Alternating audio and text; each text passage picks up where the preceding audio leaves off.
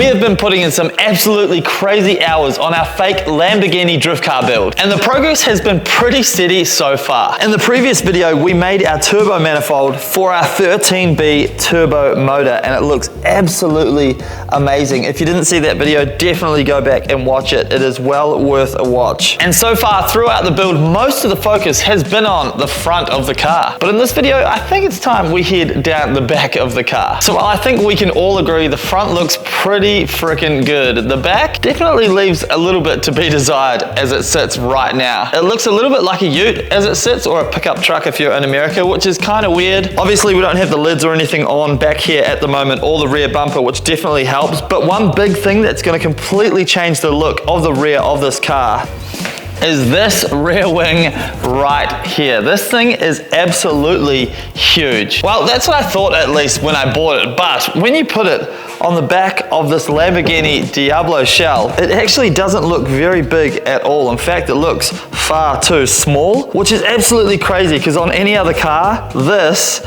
would be huge. This is 1.7 meters wide, this wing. But realistically, this wing needs to sit and match the outside edge of the body. Luckily, I have a plan to fix this. And in this video, we are going to fix the rear wing and hopefully mount it to the car itself. We're also gonna mount our rear bumper as well as a bunch of Raceworks goodies in the back here, as well as build some bash bars and stuff. So this is actually gonna be a really chunky episode, which means we should probably get straight into it. First things first, we need to figure out how to make this wider. I do have a theory on how we're going to do this. It may not be the right way, but whether it works or not, it's going to be entertaining for you guys to watch. We need to add about 150 millimeters either side of the wing, so that's 300 in total. And the first thing we're going to do is cut this wing in half. This type of work is well outside the scope of my knowledge, but with the help of a tape measure and the iPhone calculator app, I marked the center of our wing before getting our trusty grinder and cutting it in half. Well, there's definitely no turning back now. So our wing is now cut in half and ready to be rejoined. How are we gonna do that, you ask? Using some box tube and our trusty expander foam. Like I said earlier, this may not be the perfect way to do this, but this is the way we're gonna do it. I'm gonna chuck cardboard underneath the wing before we lay the expander foam, because the expander foam is incredibly sticky and will stick to the concrete and make an absolute mess. And basically what we're gonna do is get our box tube and literally just slide it into the wing. It's like the perfect size as well for the gap in the wing. It's 50 millimeter box tube. And essentially, we're just gonna slide it into the middle, exactly like this. And then we're actually gonna weld our new mounts to this box tube. So it's gonna be really handy to have this in here, as well as obviously providing support. But basically, once we figure out this gap and make sure that it's perfectly 300 mils, we're gonna fill it with expander foam everywhere and leave it overnight to dry. One last check to make sure it's all straight before we do our expander foaming. No turning back now, here we go.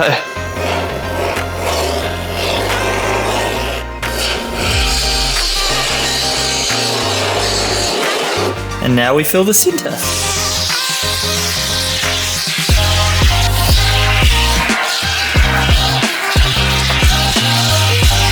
Now's the hard part, we have to wait for it to dry. So while that is drying, I figure we may as well be productive, and we're going to mount the rear bumper. To do this, we're going to drill a few holes on either side of our fiberglass shell before dummy fitting the bumper and marking out where we need to drill the holes for our rib nuts we'll be using. Then we remove the bumper, drill our holes, and insert our M6 rib nuts. Once they're clamped using our rib nut tool, it's time to officially mount the rear bumper.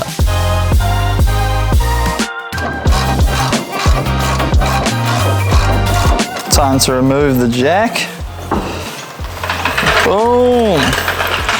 All right, so the rear bumper is mounted. At the moment, it's only mounted on the outsides. We decided not to mount it on the inner just yet because we're actually about to build a bash bar that goes around the inside here, and we think we're going to somehow kind of mount all that together because the bumper is quite heavy actually. And although rib nuts are quite strong, the last thing we want is the bumper flying off at the track. So we're definitely going to add some more strength, but I really do love how this bumper looks. Obviously we need flush wheel fitment here and we need the wing on here, so don't judge just yet. Speaking of the wing, our foam has now dried. I actually cut these pieces off before because my ADD got the better of me. It didn't do exactly as I wanted. For some reason we have like these crazy crazy holes in here, but I don't actually think that's gonna be a bad thing because we are gonna use fiberglass filler on top of this to strengthen everything up.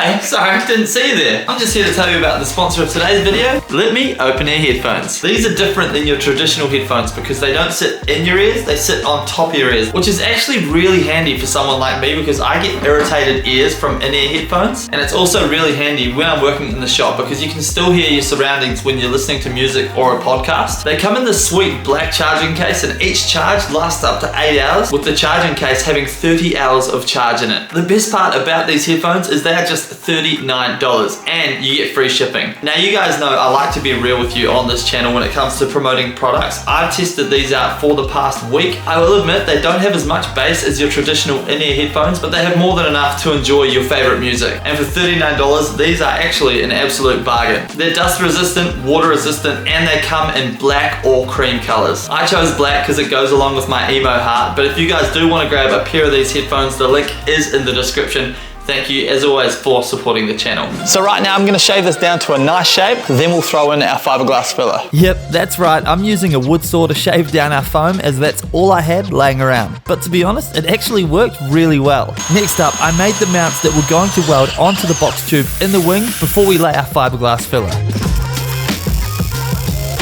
I gave it a quick paint to prevent any rusting in the future, then it's time to lay our filler.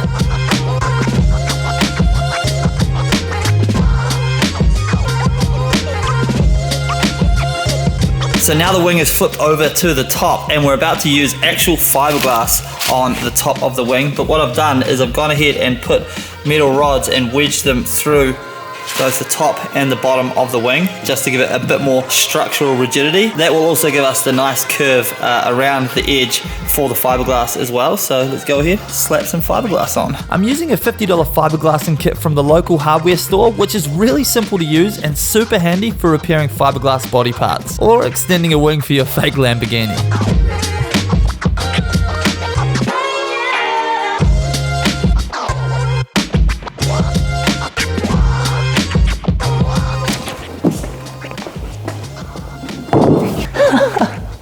So our fiberglass is now dry, and what we have here is a wing that is literally taller than me. This thing is freaking huge. So first of all, I completely underestimated how much fiberglass body filler we would need for the wing. I used 3 tubs and we've run out of all of it, so I'm going to have to get some more, but this is what the underside looks like at the moment. Don't worry, it's a little messy, but obviously we need to sand it down and actually do the proper bodywork on the wing. But as you can see here, I've added these plates underneath. What I did was I welded those to our stays and then I fiberglassed them onto the wing. We've done that either side, and that just gives us some extra rigidity and strength underneath the wing, because this wing is actually probably going to generate quite a lot of downforce. And if we flip it over to the top here, our fiberglass is nice and dry and the wing is actually very strong now. And although we have added a little bit of weight into the wing by adding all the reinforcements, it's still not crazy heavy, which I'm really happy about. I'm not going to complete the bodywork on the wing in this video. That will get done when we do the bodywork on the whole car and end up painting everything. But I'm actually really happy with the job that we've done on widening this thing, because I had no idea whether it would actually work. But now that we've officially widened the wing, it's time to go ahead and figure out exactly how we're actually going to mount it to the car. So in here, I've actually bent up a bash bar for the rear already. I've also gone ahead and cut out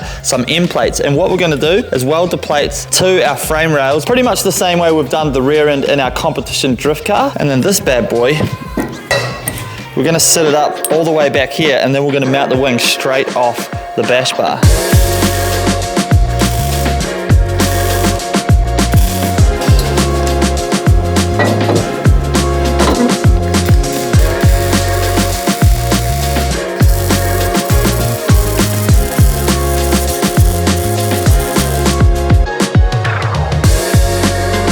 We've mounted the bash bar at this specific angle, as we'll be adding mounts to it to strengthen the fiberglass shell itself, as well as mounting our wing off it. We'll also add some reinforcements from the bash bar to the chassis when we do the final chassis fab. Now it's time to dummy fit our rear wing and do a bunch of measurements to make sure it's in the perfect position.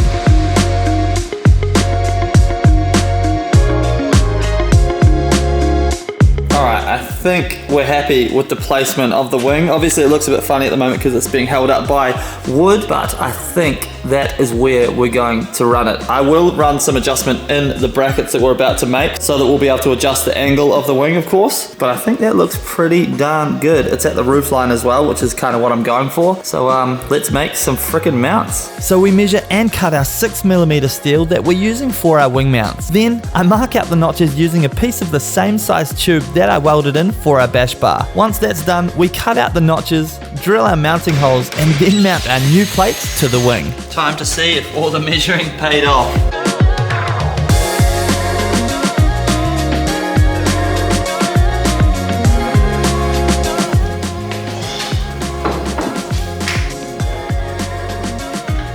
So I think our wing is exactly where we need it, and now we're gonna weld the stays onto our bash bar. So this is how it looks with the stays sitting on the bash bar. I'm pretty happy with this, to be honest. At the moment, it's all the way jacked up flat, but we do have adjustment in the plates where we can sit the wing forward, which we will do after we tack weld these plates on. But I'm so hyped on the setup, like that is so freaking cool, but let's get it tacked.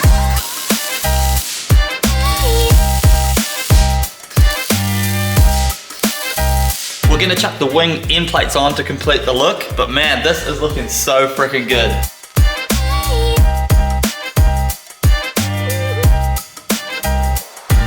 I'm going to dummy fit our surge tank and our fuel cell in the back. I was really hoping to get the stuff mounted in this video, but there's just absolutely no time. The wing took ages, but there's nothing wrong with a cheeky dummy fit just to see how it's all going to look. Ooh, there's nothing quite like new Raceworks products. So good. So here we have a 57-litre Raceworks fuel cell. These are baffled. They also have a fuel level sender as well, which is awesome. Hopefully we can hook that up to our digital dash when we get it all running. But this is the exact same setup that we use in our rear wheel drive Evo. But for now, we're gonna place this guy in the back here. And of course we have our surge tank as well. So this is a twin 044 surge tank. That means it holds two big fuel pumps, which will hopefully be enough to feed our 13B turbo rotary motor. This guy will slip in somewhere around here. And once you start putting all this stuff in the rear end, this thing starts to look like a real full-on race car. Jeez, it really does look good back here with the Phoenix radiator, the Raceworks fuel setup, a big wang, and this is what it looks like from the rear. I'm absolutely obsessed with this. Of course, like I said earlier, we don't have that proper wheel fitment at the back, but that rear wing completely fills in the rear end of this car and just complements it so well. In the center back here, we're actually going to cut it out and we're going to have the exhaust running through here, which is going to be pretty cool. We'll have a number plate here, and of course we'll have the rear lids on the car as well. But man, I actually didn't imagine this looking as good as it does. And of course the wing needs a whole bunch of bodywork, so when it's all complete it will look even better. But gosh, here's a quick side shot of the car with the wing, and man, this thing looks so supercar vibes. But now quickly, while I have you guys, I actually have something I need your help with. So while Woz and I were discussing the headlights the other day, he said, man, it would be so cool if you had the pop-ups, because the Diablo came out with flush headlights, but it also came out with pop-ups. Well, it turns out the kit actually came with the pop-up headlights in case we wanted to use them instead of the flush ones. And while I'm not a fan of the pop-ups, I am a fan of the sleepy eye look that they have on the 180 SXs, and I thought perhaps it could be cool to have that look on the fake Lamborghini drift car. Well, I actually chopped down one of these headlight buckets, and this is what it looks like with the sleepy eye kind of look. I think it looks pretty freaking cool. It's definitely very JDM spec, and then we could hide like an LED bar in here for the headlights. I guess the beauty of this setup is we could probably do both. I can run the sleepy eyes for a while, and then we can switch out and run the flush headlights as well, but I actually think that looks really freaking cool. But I'd love to know what you think, so jump in the comments below. Let me know if you like this sleepy eye look. I honestly think I'm digging it. That looks amazing. Jesus. This build is getting insane. I never expected it to look this good. Also, jumping back to the rear wing, I'm going to weld in like an X-brace here with rods underneath so that it's nice and sturdy, because at the moment, like obviously with just these two stays, it does have the potential to shake around, and that's something we obviously want to avoid. So I think an X-brace through there will give us all the rigidity that we need. We could also triangulate through here as well if we really wanted with some rods, but that is one big ass wang. And unfortunately, that is all she wrote for this video. In saying that, what an awesome video. So happy with the progress, and we really are building a one-of-a-kind drift car with this thing, which was absolutely the goal that we set out with, and it's only going to get better from here as well. Remember, if you want to support the channel as well, support the people that support me. Raceworks is available at Autobahn here in Australia. Phoenix radiators, SP tools, Optima batteries, they're all amazing, and without them we wouldn't be building this car, so definitely support them if you can. Also, feel free to subscribe if you haven't already. I'm aiming to hit 100k subscribers by Christmas. It's a massive goal, but I think we can get there. So thank you guys so much as always, and I'll see you in the next video. Sleepy-eyed, big wang, fake Lamborghini Diablo build. What a freaking car. You peace. Bye. Oh my god, I'm so hungry. I'm gonna go eat lunch. Yeah.